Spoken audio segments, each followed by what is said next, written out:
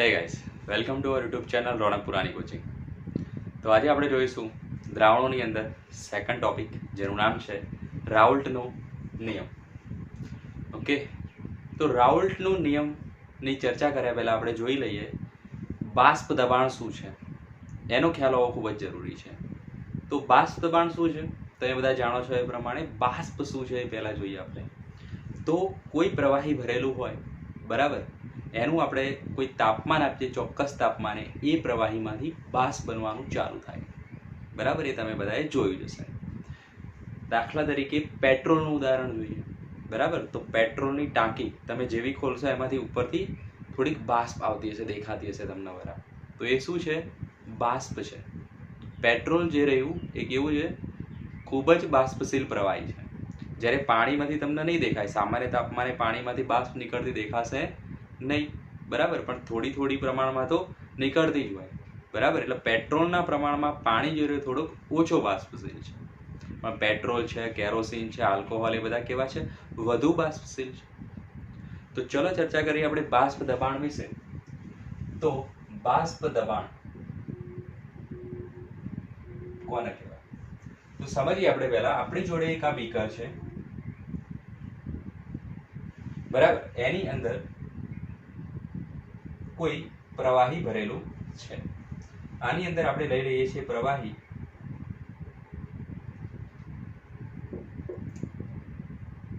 પાત્ર કેવું છે? ખુલ્લું છે પાત્ર, બરાબર, ઉપર કોઈ ઢાંકણ ઢાંકેલું નથી. તો ખુલ્લા પાત્રની અંદર ચોક્કસ તાપમાને પ્રવાહી ભરેલું છે. પ્રવાહી ભરેલું છે અને પ્રવાહી કેવું છે? બાષ્પશીલ છે. તો આમાંથી બાષ્પ બનશે. બરાબર, બાષ્પ બનશે અને બાષ્પ શું થશે? વાતાવરણમાં ઉડી જશે. ખ્યાલ આવી ગયો? આ બાષ્પ બની છે, એ બાષ્પ શું થઈ? વાતાવરણમાં ઉડી ગઈ છે. આ થઈ ગયું ખુલ્લું પાત્ર. હવે ધ્યાન આપો, આપણે બીજું જોઈએ છીએ, એ છે બંધ પાત્ર. એ જ વસ્તુ સેમ, અંદર ભર્યું છે આપણે પ્રવાહી, પણ પાત્ર કેવું છે? બંધ પાત્ર. તો આને આપણે ઢાંકી દઈએ. ચાલો, થઈ ગયું બંધ પાત્ર. હવે ઓકે, તો બાષ્પ તો બનશે જ. ઓકે, ચલો ભાઈ, બાષ્પ તો બનશે ચોક્કસ તાપમાને. બાષ્પ તો બનવાની જ. ચલો, બાષ્પ બની. ઓકે, તો આ બાષ્પ છે. હવે પાત્ર બંધ છે, તો અહીંયા જે પ્રવાહી હતો, એ પ્રવાહીની જે બાષ્પ બની એ પાત્રની સપાટી ઉપર શું થશે? ભેગી થશે. તો એ જે પાત્રની સપાટી ઉપર ભેગી થાય, બરાબર, એ પ્રક્રિયાને કહેવાય સંઘનન. સંઘનન પ્રક્રિયા થશે, બરાબર. અને જે અહીંયાથી જે બાષ્પ બની છે એ પ્રક્રિયાને શું કહેવાય? બાષ્પીભવન. ખબર પડી ગઈ? પ્રવાહીમાંથી જે બાષ્પ બનવાની પ્રક્રિયા છે એ બાષ્પીભવન છે. અને બાષ્પ જે ભેગી થાય છે અને નાના નાના જે ડ્રોપલેટ બનાવે છે, બરાબર, ઉપર આપણે બંધ પાત્ર નાખ્યું હોય તો બંધ પાત્રની ઉપર પ્રવાહી થોડુંક બાજેલું દેખાતું હશે, એ શું છે? એના ડ્રોપલેટ છે. તો એ કઈ રીતે બન્યું? એ સંઘનનની પ્રક્રિયાથી બન્યું છે. તો બાષ્પીભવનમાં શું થાય છે? પ્રવાહીમાંથી બાષ્પ બને છે. જ્યારે સંઘનનની પ્રક્રિયામાં શું થયું? ઉપર જે બાષ્પ હતી એ ભેગી થઈ ગઈ અને પ્રવાહી બનાવી દીધું. એટલે બાષ્પમાંથી શું બને છે? પ્રવાહી ના ટીપા, એટલે કે ડ્રોપલેટ. તો બાષ્પમાંથી બને છે પ્રવાહી. ખ્યાલ આવી ગયો? તો બાષ્પીભવન પ્રક્રિયા શું છે? પ્રવાહીમાંથી બાષ્પ બનવાની પ્રક્રિયા એ બાષ્પીભવન છે.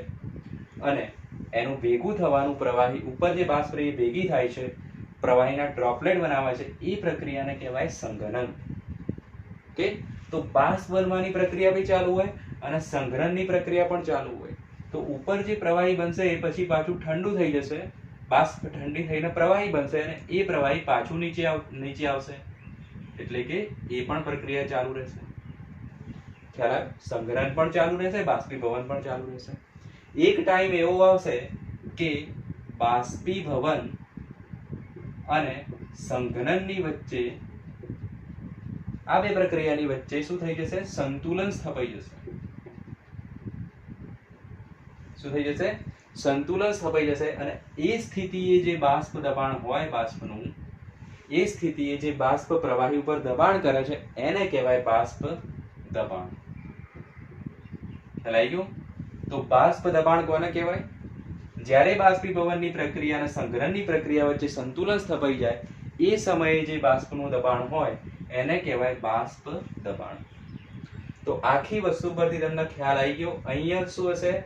બાષ્પ બનશે પણ બાષ્પ દબાણ જોવા મળશે નહીં. કેમ? કારણ કે બાષ્પ જે હતી એ સીધી ઉડી જાય છે, બરાબર. જ્યારે અહીંયા તો બંધ પાત્ર હતું એટલે કે બાષ્પ ભેગી થાય છે અને દબાણ ક્રિએટ કરે. ખ્યાલ આવ્યો? તો બાષ્પ દબાણ માટે બે શરતોની જરૂર છે. કઈ શરતો જોઈએ? ક્યારે બાષ્પ દબાણ હોય? તો નંબર 1, પાત્ર કેવું હોવું જોઈએ? બંધ પાત્ર હોવું જોઈએ. ઓકે. અને નંબર 2, સ્થિતિ કેવી હોવી જોઈએ? સંતુલન સ્થિતિ. સંતુલન સ્થિતિ એ જે દબાણ હોય એ જ બાષ્પ દબાણ છે. તો ખ્યાલ આવી ગયો બાષ્પ દબાણ શું છે? બરાબર. બે વસ્તુ. બંધ પાત્ર હોવું ખૂબ જ જરૂરી છે બાષ્પ દબાણ માટે. ઓકે, ચલો. તો આમાં ખ્યાલ આવી ગયો. હવે ખુલ્લા પાત્રની આપણે જરૂર નથી. બાષ્પ દબાણ ઉપર કયા પરિબળો આધાર રાખે છે એ જોઈ લઈએ. અથવા તો બાષ્પ દબાણ કયા પરિબળો ઉપર આધાર રાખે છે? તો નંબર 1 પરિબળ છે એનું તાપમાન. તાપમાન ઉપર કેવી રીતે આધાર રાખે છે? તો જુઓ, આ બાષ્પ દબાણ છે અને નીચે છે તાપમાન. બાષ્પ દબાણ વર્સિસ તાપમાનનો જ્યારે આપણે ગ્રાફ દોરીશું તો એ ગ્રાફ આ રીતેનો આવશે. આ ગ્રાફ ખાસ ધ્યાન આપો, સીધો નથી, બરાબર. એટલે કે ડાયરેક્ટલી પ્રપોઝનલ નથી. બાષ્પ દબાણના તાપમાનનો ગ્રાફ કેવો છે? ડાયરેક્ટલી પ્રપોઝનલ નથી. કેવો છે? આ રીતે છે. સીધું નહીં વધતું. કેવું વધે છે? ખાલી વધે છે. ઓકે. જેમ તાપમાન વધે એમ બાષ્પ દબાણ વધે. ઓકે, ચલો. તો એ તો ખ્યાલ આવી ગયો કેવી રીતે વધે. તો અહીંયા જેટલું આપણે તાપમાન વધારીએ, બરાબર, પ્રવાહીનું તાપમાન જેટલું વધે એવી બાષ્પ જેટલી વધારે બને, બરાબર. એ તો કોમન વસ્તુ છે. ચલો, સેકન્ડ ટોપિક જુઓ. કયું પરિબળ છે? તો સેકન્ડ પરિબળ છે સ્વભાવ. દ્રાવકનો સ્વભાવ અથવા તો દ્રાવક અને દ્રાવ્ય બંનેનો સ્વભાવ, બરાબર. દ્રાવક અને દ્રાવ્ય બંનેનો સ્વભાવ એવું પણ કહી શકાય. એટલે કે ઘટક કણોનો સ્વભાવ, દ્રાવણમાં રહેલા ઘટક કણોનો સ્વભાવ. તો મુખ્યત્વે આ ચેપ્ટરની અંદર આપણે કયા સ્વભાવની વાત કરવાના છીએ એ જોઈ લઈએ. તો જે સ્વભાવની વાત કરવાના છીએ એ છે, એક છે બાષ્પશીલ પદાર્થ. ઓકે, બાષ્પશીલ પદાર્થ. અને બીજો છે એ છે અબાષ્પશીલ પદાર્થ. ઓકે. બાષ્પશીલ પદાર્થનો મતલબ શું થાય? જે પદાર્થ બાષ્પ ઉત્પન્ન કરે એને કહેવાય બાષ્પશીલ પદાર્થ. એટલે કે આ જે પદાર્થ રહ્યો એ બાષ્પ બનાવે છે, જ્યારે અબાષ્પશીલ પદાર્થ જે રહ્યો એ બાષ્પ બનાવતા નથી. ખ્યાલ આવી ગયું? ચલો. તો બાષ્પશીલ પદાર્થ કયા છે? તો આપણે શરૂઆતમાં જોયું બાષ્પશીલ પદાર્થ છે પાણી. ઓકે. બીજું kerosene, petrol, benzene, toluene, alcohol. આ બધા જ પદાર્થો કયા છે? બાષ્પ બનાવે છે. તો ઉદાહરણ લખી દો. ચલો, એના કયા આવશે? પાણી, પછી આલ્કોહોલ, એમાં આપણે મિથેનોલ લઈ શકીએ, ઇથેનોલ લઈ શકીએ. ઓકે. તો અહીંયા આપણે ઉદાહરણ તરીકે લઈએ છીએ ઇથેનોલ, બરાબર. પછી છે petrol, kerosene, okay, benzene, toluene, બરાબર. સમજવાની વસ્તુ છે. તો આ બધા જે પ્રવાહી રહ્યા એ શું છે? બાષ્પ બનાવે છે. માટે એમને કેવા કીધા છે? બાષ્પશીલ પદાર્થ કીધા છે, બરાબર. તો ખ્યાલ આવી ગયો. ત્રીજું પરિબળ શું હતું? સ્વભાવ. તો બાષ્પશીલ પદાર્થ હોય તો બાષ્પ બનાવે, અબાષ્પશીલ હોય તો પદાર્થ પર બાષ્પ બનાવશે નહીં. એના ઉદાહરણ આપણે જોઈશું.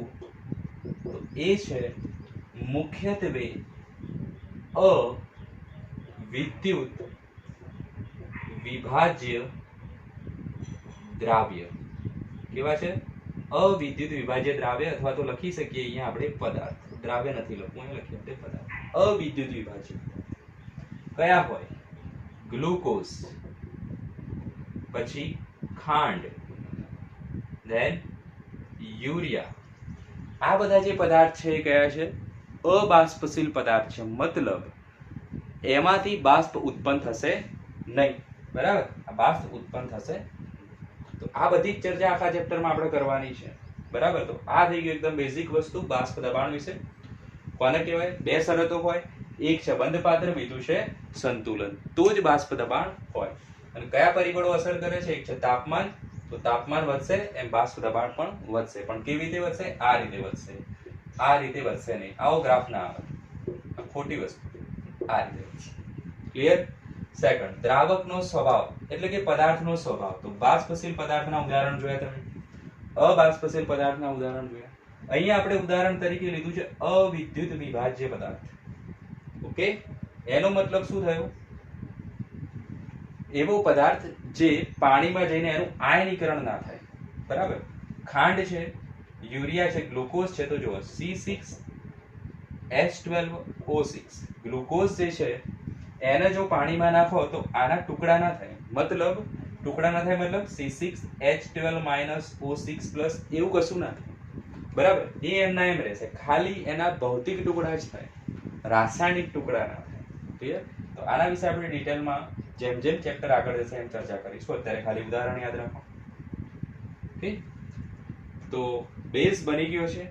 હવે આપણે જઈશું રાઉલ્ટના નિયમ તરફ. બરાબર, ચલો, ખ્યાલ આવી ગયો આટલી વસ્તુમાં? બાષ્પ દબાણ માટે શું હોવું જરૂરી છે? બંધ પાત્ર હોવું જરૂરી છે. અને બાષ્પ દબાણ ક્યારે હોય? સંતુલન સ્થિતિએ હોય. કોની સંતુલન સ્થિતિ છે? બાષ્પીભવન અને સંઘનનની સંતુલન સ્થિતિએ જે બાષ્પ દબાણ હોય, બાષ્પનું જે દબાણ હોય એને બાષ્પ દબાણ કહેવામાં આવે છે. ક્લિયર? ચલો, હવે છે રાઉલ્ટનો નિયમ. આ નિયમ છે એ બે ભાગમાં વહેંચાયેલો છે. એક છે પ્રવાહી દ્રાવણ અને બીજું છે પ્રવાહીમાં દ્રાવ્ય નાખીને દ્રાવણ બનાવેલું છે. એટલે કે પ્રવાહીમાં ઘન નાખીને દ્રાવણ બનાવેલું છે. તો પહેલી ચર્ચા કરીશું આપણે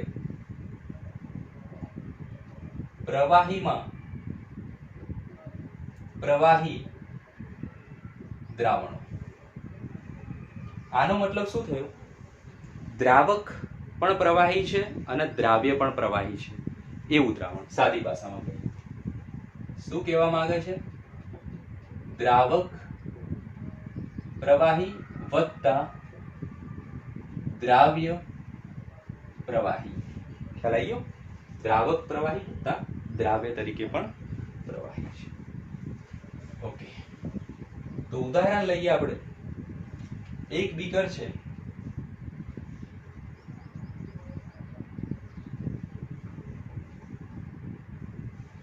પ્રવાહીમાં પ્રવાહી દ્રાવણો માટે બાષ્પ દબાણ. બરાબર, એવું ટોપિક છે. તો બાષ્પ દબાણ માટે આપણે પાત્ર લેવું પડશે, બિલકુલ લેવું પડશે. એને બંધ પણ કરવું પડશે. ચલો, તો એને કરી દઈએ આપણે બંધ. ઓકે, બીજું છે આપણી જોડે પાત્ર, એ પણ કરી દઈએ બંધ. ખ્યાલ આવી ગયો? ચલો, હવે આ બંનેને આપણે લઈએ છીએ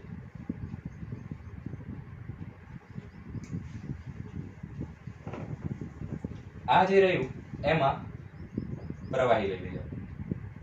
ઓકે, દ્રાવક લઈ લઈએ. દ્રાવક એક નામ આપીએ અને આ જે રહ્યું એને આપણે દ્રાવ્ય 2. એટલે કે દ્રાવક તરીકે શું છે ભાઈ? પ્રવાહી છે. અને દ્રાવ્ય તરીકે પણ શું છે આપણી જોડે? પ્રવાહી જ છે. પ્રવાહી 1 અને પ્રવાહી 2. ખ્યાલ આવી ગયો? પ્રવાહીમાં પ્રવાહી દ્રાવણોની વાત કરવાની છે. તો આમાં લઈ લીધું પ્રવાહી 1 અને આમાં પણ છે આપણી જોડે પ્રવાહી 1. ઓકે, તો માની લો કે આપણે એને આ રીતે બતાવી દઈએ. બરાબર, ડેશ વડે નહીં બતાવું. એક પ્રવાહીનું નામ આપ્યું છે આપણે 1, તો એના અણુઓને આપણે 1 વડે બતાવી દઈએ. આ 2 છે તો એને આપણે બતાવીશું 2 વડે. ઓકે, ધ્યાન આપજો ખાસ. આ થઈ ગયા પ્રવાહી 2 ના અણુ. તો ચોક્કસ તાપમાને એમાંથી બાષ્પ બનશે. ચલો આ છે એની સપાટી, આ છે એની સપાટી. કે ચોક્કસ તાપમાને આમાંથી પ્રવાહી માંથી બાષ્પ બનશે. તો બાષ્પ ઉપર જશે.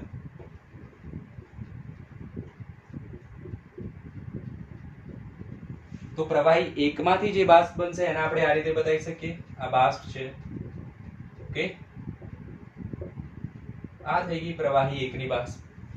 પ્રવાહી 2 ને બાષ્પના અણુઓને આપણે આ રીતે બતાવીશું, બાષ્પના કણોને. આ થઈ ગઈ પ્રવાહી 2 ની બાષ્પ. ઓકે, ચલો આ પાત્રની અંદર ફક્ત પ્રવાહી 1 છે એટલે આપણે એને કહીશું શુદ્ધ પ્રવાહી 1. ઓકે, કારણ કે એકલું પ્રવાહી છે. તો આને પણ આપણે કહી શકીએ શુદ્ધ પ્રવાહી 2. તો એનું જે બાષ્પ દબાણ હોય, શુદ્ધ દ્રાવકનું બાષ્પ દબાણ, તેના પર બાષ્પ દબાણ જે રહ્યું એને શું કહેવાય છે? પ્રેશર. અને પ્રેશરનો સિમ્બોલ શું આવે? P. તો પ્રવાહીનું પ્રેશર છે, પ્રેશરનો સિમ્બોલ P છે. શુદ્ધ પ્રવાહી હોય તો હંમેશા પ્રેશરની ઉપર નોટ કરવાનું, મતલબ કે જેની અંદર પ્રવાહીની અંદર બીજું કશું જ ના હોય તો એના બાષ્પ દબાણને આપણે દર્શાવીશું P નોટ વડે. તો શુદ્ધ પ્રવાહીનું બાષ્પ દબાણ કેટલું આવશે? P01. શુદ્ધ પ્રવાહી 1 નું બાષ્પ દબાણ P01 અને શુદ્ધ પ્રવાહી 2 નું બાષ્પ દબાણ જે રહ્યું એને દર્શાવીશું આપણે P02 વડે.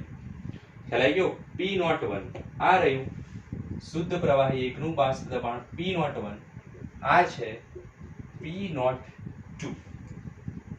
ઓકે, ચલો હવે જ્યારે આ બંને પાત્રોને પ્રવાહીને આપણે ભેગા કરી દઈએ, મિક્સ કરી દઈએ, બંને પાત્રોના પ્રવાહીને કરી દઈએ મિક્સ અને બીજા એક પાત્રમાં લઈ લઈએ તો શું થશે? પાત્ર થોડું મોટું લઈ લઈશું જેથી બંને પ્રવાહી અંદર આવી જાય. ઓકે, અહીંયા કરી દઈએ છીએ આપણે એને બંધ. હલાઈ ગયો? ઓકે, તો બંનેના કણોને બતાવો. 1 2 1 2 1. ઓકે, આ દ્રાવક 1, આ દ્રાવક 2.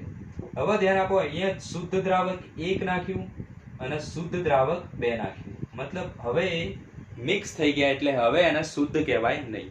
ઓકે, બંને મિક્સ થઈ ગયા છે એટલે એને શુદ્ધ કહેવાય. આ થઈ ગઈ એની સપાટી. તો એમાંથી બાષ્પ દબાણ બનશે. આ બાષ્પ દબાણમાં કેટલાક અણુઓ દ્રાવક 1 ના પણ હશે, એટલે કે પ્રવાહી 1 ના પણ હશે, અને કેટલાક અણુઓ પ્રવાહી 2 ના પણ હશે. બરાબર? તો અહીંયા જે બાષ્પ દબાણ બને છે એને કહેવાય P ટોટલ. ઓકે, એને કહેવાય P ટોટલ. અને P ટોટલ શું હોય? તો P ટોટલ એ આપણે પછી કહીએ P ટોટલ શું હોય. ચલો, તો દ્રાવણના બાષ્પ દબાણ માટે હવે લખીએ આપણે રાઉલ્ટનો નિયમ.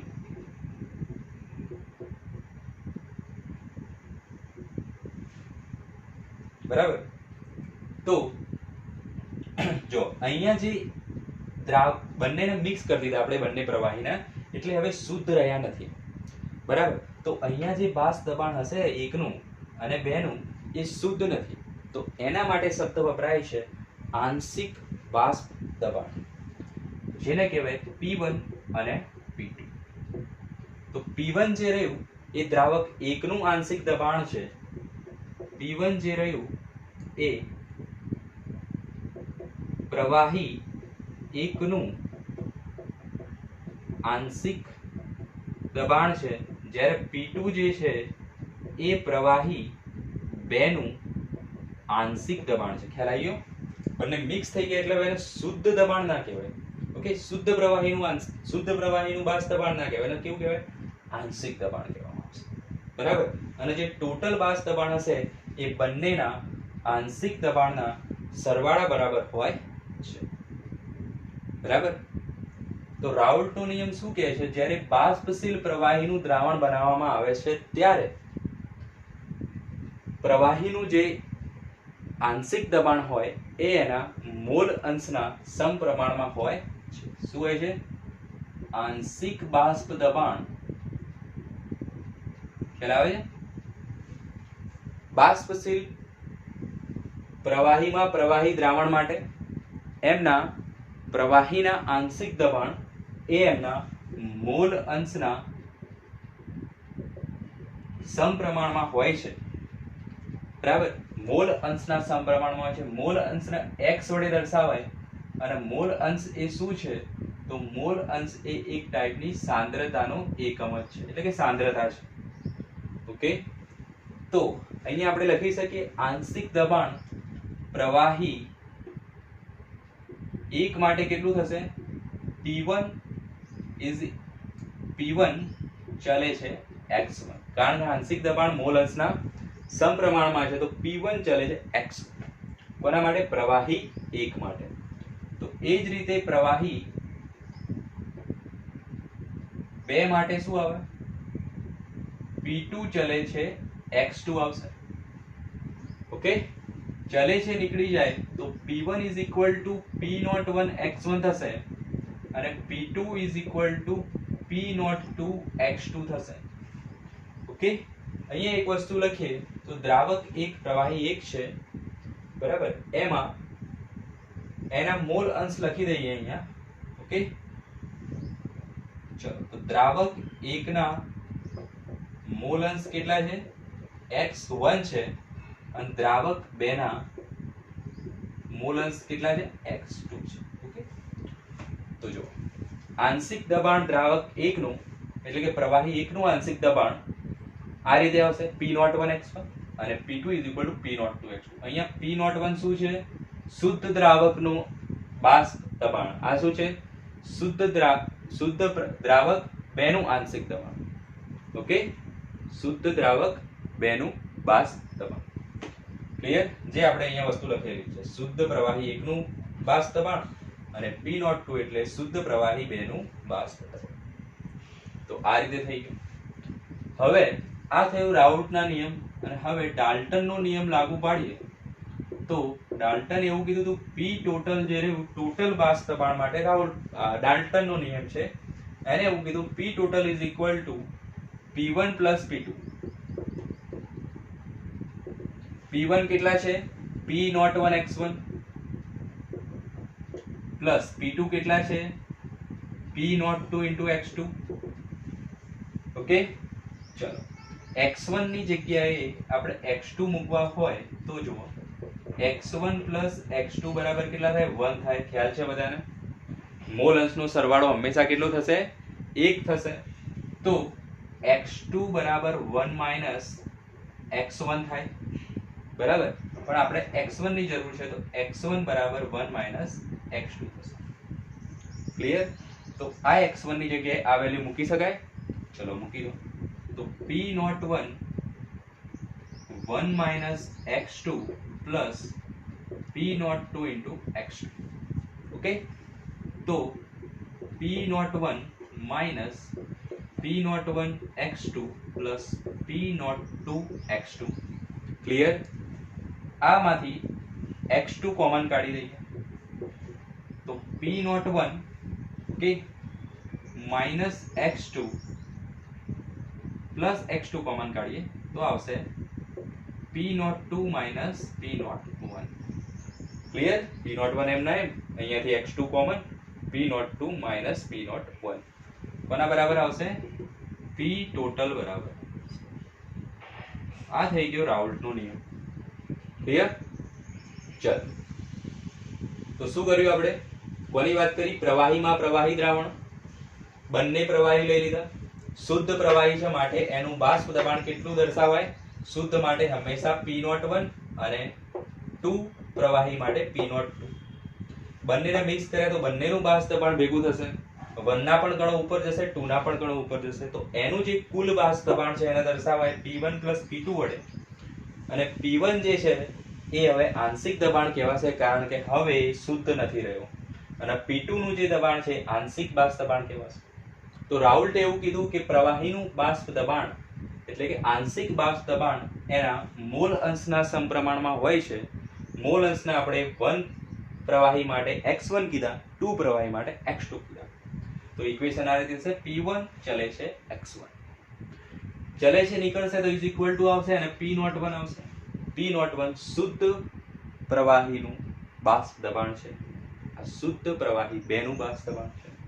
ટોટલ કરો, ઇક્વેશન મૂકો, x1 ની જગ્યાએ 1 - x2 મૂકીએ છીએ તો ઇક્વેશન ફાઇનલી આ રીતે મળશે. ઓકે, તો આ થઈ ગયો રાઉલ્ટનો નિયમ પ્રવાહીમાં પ્રવાહી દ્રાવણો માટે. હજુ આમાં આપણે જોવાનો છે એક ગ્રાફ, એ જોઈ લઈએ. ખાસ ધ્યાન આપજો ગ્રાફમાં, બરાબર, સમજવા જેવી વસ્તુ છે ગ્રાફ. ઓકે, ચાલો. પ્રવાહીમાં પ્રવાહી દ્રાવણોની જ વાત થઈ રહી છે. P1 is equal to P01 x1, P2 is equal to P02 x2. ચલો ગ્રાફ જોઈએ. રાઉલ્ટનો નિયમ કોનો સંબંધ દર્શાવે છે? બાષ્પ દબાણ અને મોલ અંશનો સંબંધ દર્શાવે છે. બાષ્પ દબાણ અને મોલ અંશ. તો ગ્રાફ કોનો આવશે? બાષ્પ દબાણ P વિરુદ્ધ મોલ અંશનો ગ્રાફ આવે. ખ્યાલ આવે છે? કોનો ગ્રાફ આવશે? મોલ અંશ x. ક્લિયર? ચલો, મોલ અંશને દર્શાવાય x વડે, તો ધ્યાન આપો, x is equal to x1 પ્રવાહી 1 ના મોલ અંશ 0 લીધા આપણે અહીંયા આ પોઈન્ટ પર, અને એના મોલ અંશ x1 ના મોલ અંશ લીધો આપણે 1. ઓકે, અને x2 ના મોલ અંશ આ પોઈન્ટ પર આપણે લીધા 1 અને x2 ના મોલ અંશ આ પોઈન્ટ પર લીધા આપણે 0. ઓકે, ચલો, તો આ પોઈન્ટ પર આપણું જે પ્રવાહી છે, જે દ્રાવણ છે, એની અંદર ધ્યાન આપો તો 1 ના મોલ અંશ કેવા છે? 0 અને 2 ના મોલ અંશ કેવા છે? 1. મતલબ આપણા દ્રાવણની અંદર x1 નથી. 0 છે મતલબ નથી, ફક્ત શું છે? પ્રવાહી 2. તો લખો ફક્ત પ્રવાહી 2. ઓકે, પ્રવાહી 1 નથી. અહીંયા શું આવશે? ફક્ત પ્રવાહી 2 કેવું છે? નથી. તો ફક્ત પ્રવાહી 1 જ પ્રેઝન્ટ છે. અહીંયા ફક્ત પ્રવાહી 2 જ પ્રેઝન્ટ છે. ખ્યાલ આવી ગયો? હવે જુઓ, પ્રવાહી 2 જ પ્રેઝન્ટ હતું આ પોઈન્ટ પર. હવે જેમ જેમ આપણે આગળ જઈએ એમ જુઓ, પ્રવાહી 1 હતું નહીં, અહીંયા પ્રવાહી 1 છે. એનો મતલબ એવો થયો જેમ જેમ આ બાજુ જઈશું એમ પ્રવાહી 1 વધતું જાય છે. બરાબર, પ્રવાહી 1 વધતું જાય છે મતલબ પ્રવાહી 1 ના મોલ અંશ વધતા જાય છે. તો પ્રવાહી 1 ના મોલ અંશ વધે છે. ક્લિયર? જ્યારે આ બાજુ જો 2 0 છે ને અહીંયા 2 1 છે, તો આ બાજુ આવશું એમ પ્રવાહી 2 ના મોલ અંશ વધે છે. આ બાજુ પ્રવાહી 1 ના વધે છે, આ બાજુ આવો તો પ્રવાહી 2 ના મોલ અંશ વધે છે. ઓકે, આટલી વસ્તુ ખાસ ખ્યાલ હોવો જોઈએ. ચલો, તો x1 નો આપણે ગ્રાફ દોરીએ.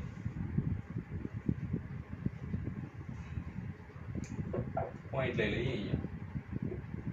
તો એ કેવું આવશે?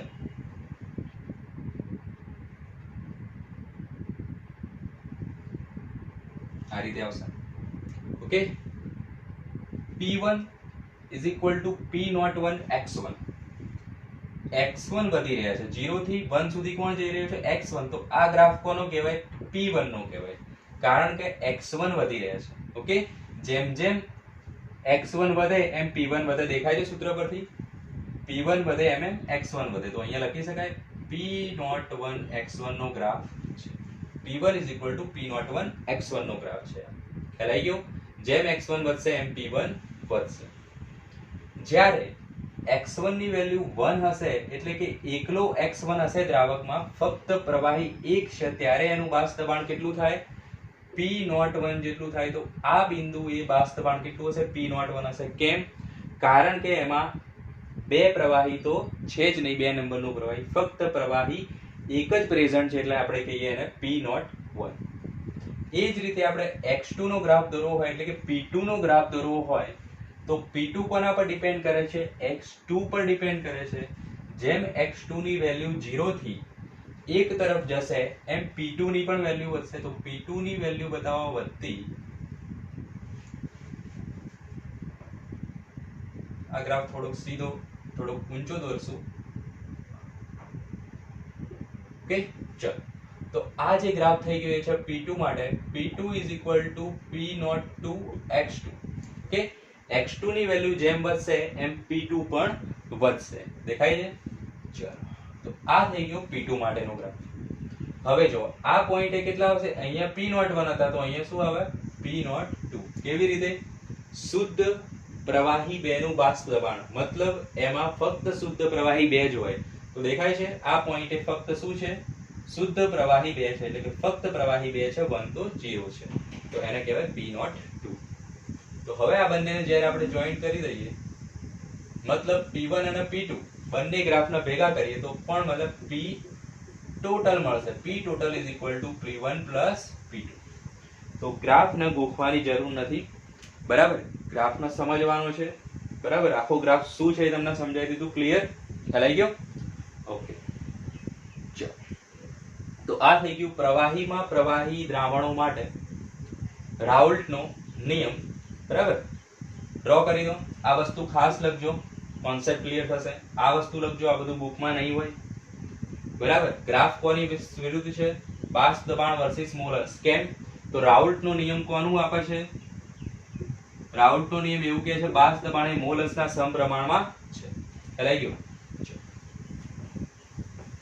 તો હવે રાઉલ્ટનો નિયમ જોઈએ આપણે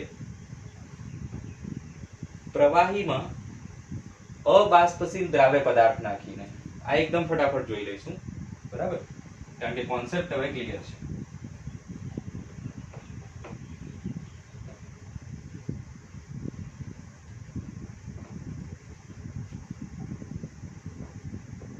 શું કીધું છે? પ્રવાહીમાં, આ ટોપિક નંબર 2 છે આજનો. પહેલો હતો પ્રવાહીમાં પ્રવાહી દ્રાવણ, હવે છે પ્રવાહીમાં અબાષ્પશીલ દ્રાવ્ય પદાર્થ નાખવાનો છે. તો પ્રવાહી કેવું છે? બાષ્પશીલ છે એવું માનવાનું. પ્રવાહી બાષ્પશીલ છે, જ્યારે દ્રાવ્ય કેવું છે? અબાષ્પશીલ છે. તો પ્રવાહી બાષ્પશીલના ઉદાહરણ જોઈ લો. શું આવશે? પાણી, બેન્ઝીન અને ઇથેનોલ. જ્યારે અબાષ્પશીલ દ્રાવ્ય પદાર્થના ઉદાહરણ આપણે જોયા, કયા આવશે? ગ્લુકોઝ, યુરિયા, ખાંડ. આ બધું શું છે? અબાષ્પશીલ દ્રાવ્ય પદાર્થ છે. તો આપણે જોયું એ પ્રમાણે આકૃતિ દોરી દઈએ.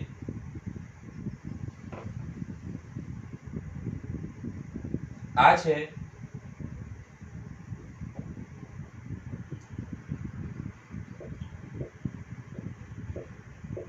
પ્રવાહી 1, એટલે કે દ્રાવક, એક બંધ પાત્રની અંદર. આ છે એની સપાટી. ઓકે, તો આને કહીશું આપણે દ્રાવક 1. કેવું? બાષ્પશીલ. બરાબર? હવે ફરીથી વસ્તુ લખતું નથી. કેવું છે? બાષ્પશીલ છે દ્રાવક 1. તો એનું એક ચોક્કસ બાષ્પ દબાણ હશે. અહીંથી બાષ્પ ઉપર જશે, બરાબર? ફુર ફુર ફુર કરી બાષ્પ ક્યાં જશે? ઉપર જશે. ચલો, તો એનું જે બાષ્પ દબાણ હોય તો અહીંયા કેવો છે? શુદ્ધ દ્રાવક છે, બરાબર? શુદ્ધ દ્રાવકના બાષ્પ દબાણને કઈ રીતે બતાવાય? આગળ જોયું પ્રમાણે નોટ વડે દર્શાવાય.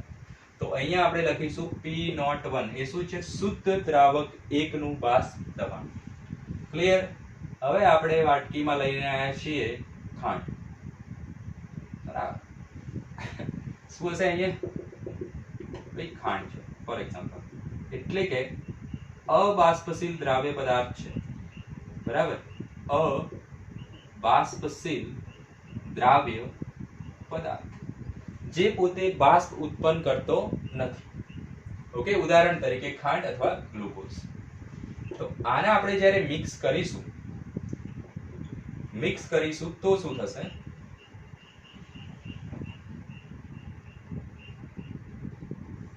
બંધ પાત્ર બતાવવાનું, બરાબર. મિક્સ કરશો તો અંદર દ્રાવક એકના જે બાષ્પશીલ છે પોતે બાષ્પ ઉત્પન્ન કરતો હતો, બરાબર, એ તો વસ્તુ હશે જ. ઉપરાંત આપણે એની અંદર અબાષ્પશીલ દ્રાવ્ય પદાર્થ નાખી દીધો છે, જેને આપણે કહીએ છીએ બે. અબાષ્પશીલ દ્રાવ્ય પદાર્થને શું કીધું આપણે? બે. તો એના કણોને આપણે કઈ રીતે દર્શાવી શકીએ? આ સપાટી થઈ ગઈ, એના કણોને આપણે બે વડે દર્શાવી શકીએ. ચલો થોડુંક વ્યવસ્થિત કરીએ, બરાબર, રંગીન કામ કરીએ થોડું. ચલો, તો 2 નંબરના જે કણો છે એ કોણ છે? અબાષ્પશીલ દ્રાવ્ય પદાર્થ છે. તો આની સપાટી કેવી દેખાતી હશે? આની સપાટી ઉપર બધા જ કણો કયા હશે? પ્રવાહી દ્રાવક ના હશે, બરાબર. કોના હશે? પ્રવાહી દ્રાવક એક સપાટી પર. જ્યારે આની સપાટી પર પ્રવાહી દ્રાવક એક પ્લસ અબાષ્પશીલ દ્રાવ્ય બે પણ હશે. ખ્યાલ આવી ગયો? મતલબ બાષ્પ કોણ બનાવે છે? ફક્ત દ્રાવક એક બનાવે છે, દ્રાવક બે તો અબાષ્પશીલ છે. તો અહીંયા ફક્ત કોણ જશે? ઉપર કોણ જશે? ફક્ત એક જ જશે. ખ્યાલ આવી ગયો? ફક્ત એક જ જશે. તો અહીંયા બાષ્પ કેવી બને છે? વધારે બને છે, કારણ કે આખી સપાટી એક વડે ઘેરાયેલી છે જે બાષ્પ ઉત્પન્ન કરવાના છે. જ્યારે અહીંયા વચ્ચે આ ભાઈ આવી ગયો છે જે અબાષ્પશીલ છે, બરાબર, પ્લસ અહીંયા બી વચ્ચે છે, બરાબર. મતલબ એકને ઉપર નહીં જવા દેતો, પોતે તો બાષ્પ બનાવતો નથી અને વનના પણ બનાવવા દેતો નથી. મતલબ ઉપર જે બાષ્પ દબાણ હશે એ કેવું છે? ફક્ત વનના કારણે છે અને એનું બાષ્પ દબાણ કેવું હશે? ઓછું હશે P01 કરતા. તો આ જે બાષ્પ દબાણ છે એને આપણે કેવું કહેવાય? P ટોટલ કહી શકીએ. ઓકે, તો P total is equal to P1 plus P2 કહેવાય. ચલો, તો અહીંયા આપણે લખીએ એને વ્યવસ્થિત રીતે. રાહુલે શું કીધું હતું? બાષ્પ દબાણ એના મોલસના સમપ્રમાણમાં હોય છે, એટલે કે P1 ચલે છે x1, P1 is equal to P01 into x1. Okay, જે કેવો છે? બાષ્પશીલ છે આપણા કેસમાં. બીજો છે અબાષ્પશીલ, જે કોણ છે? P2, બરાબર. P2 અબાષ્પશીલ છે, પણ P2 નું તો પોતાનું જ કોઈ બાષ્પ દબાણ ના હોય. અહીંયા ધારો કે આપણે શુદ્ધ લઈએ છીએ અબાષ્પશીલ પદાર્થ. કેવો લીધો છે? શુદ્ધ ગ્લુકોઝ છે. તો એનું બાષ્પ દબાણ કેવું આવે? P02. કેવું આવશે?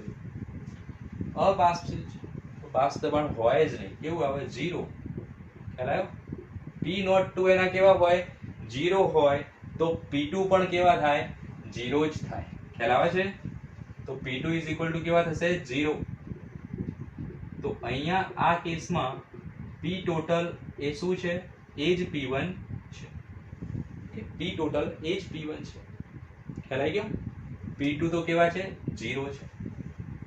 તો P1 is equal to P01 x1. એ થશે ફાઇનલ ઇક્વેશન. કયા કેસમાં? અબાષ્પશીલ દ્રાવ્ય પદાર્થ ઓગાળ્યો હોય ત્યારે. અહીંયા જે કુલ બાષ્પ દબાણ છે એ દ્રાવક એક એટલે કે પ્રવાહી એકના આંશિક દબાણ બરાબર હોય છે.